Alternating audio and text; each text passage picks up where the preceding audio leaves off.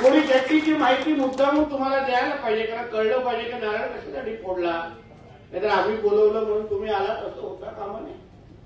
या जेटीची कामाची पूर्ण प्रशासकीय मान्यता 49.74 कोटीची आहे.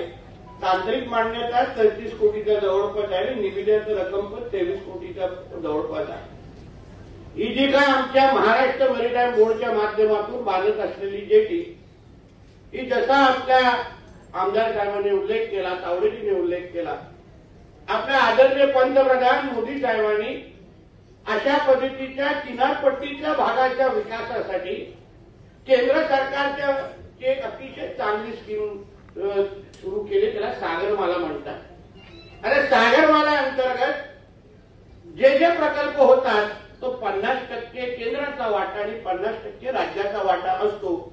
आणि त्याचमुळे हे सगळे प्रकल्पाला आर्थिक ताकद देण्याचं काम आमच्या केंद्र सरकारच्या माध्यमातून होतं.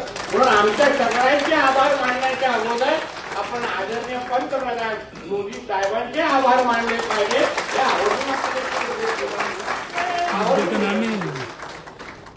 या जेटीचा जेटी इथे तयार होईल, रोरो सर्व्हिस सुरू होईल.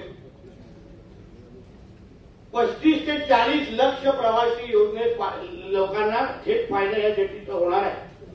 आणि सर्वात महत्वाचं म्हणजे बोरवली जेटी ते गोराई जेटीकडे जाणारा जो रस्ता आहे, आपण गाडीने अगर प्रवास केला तर आजच्या तारखेला आपल्याला 1 तास 30 मिनिटं जिथे लागतात, तर ह्या रोरो सर्व्हिसमुळे आपण फक्त 15 मिनिटांमध्ये तो प्रवास गाठू शकतो. मला फायदा तुम्हाला आणि म्हणून मी आपल्या सगळ्या पद्धतीचे परवानग्या म्हणजे MCZMA पासून पर्यावरणापासून वन विभागाचे सगळ्या परवानग्या आमच्या बरोबर आहे.